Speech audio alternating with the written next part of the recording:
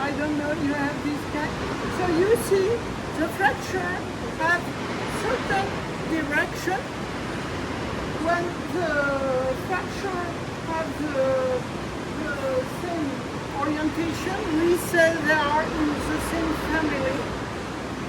So maybe here you have the first family like this, a second family like this, a third family like this. And why do you have this different orientation? At first it's because you have layer of sedimentary rock, so you have a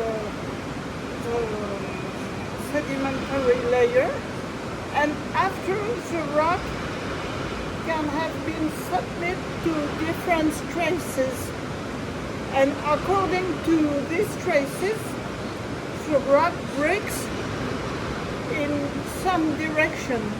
For example, if you have a cylinder and a sample of rock and you apply strength, it will break in two directions like this with a known angle depending on the friction angle of the rock. So if you have a stick of stress, you can have some direction, and during the geological if you have different geological period, you can have different direction of stresses and so different direction of fracturation. And you know, according to this different direction of fracturation, the rock mass is divided in blocks. You have different blocks of rocks.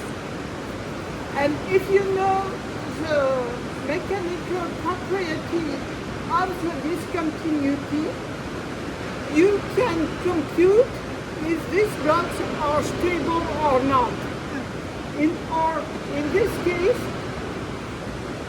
you see, obviously, this block is not very stable. Probably it can fail. And you can sometimes make a retro computation to get this parameter.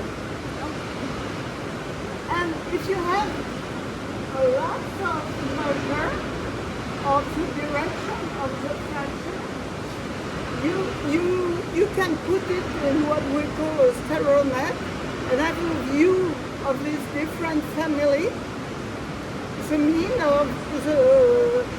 direction of the family, the dispersion around this mean, and then you can, for example, make a geological model with your mother, what we call DFN, a discrete fracture network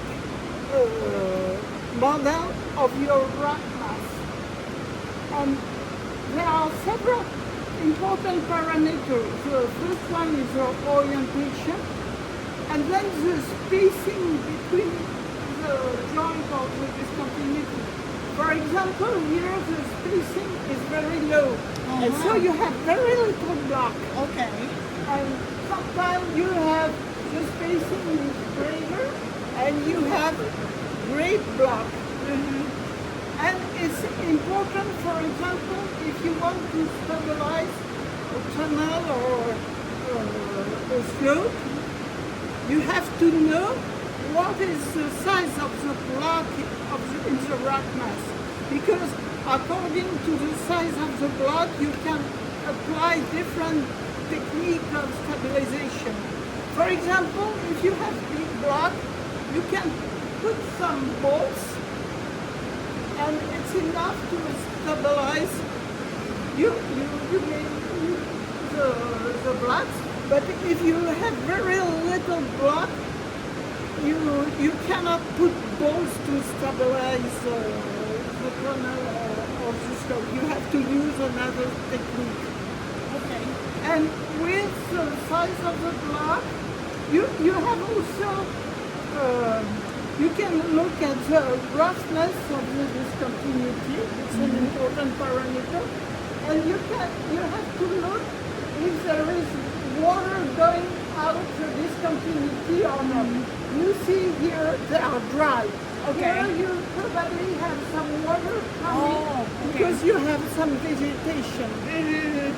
And if you have water in the discontinuity, you can have pressure of water on the blocks, and it's easier for the blocks to go out, so Okay. it's less safe.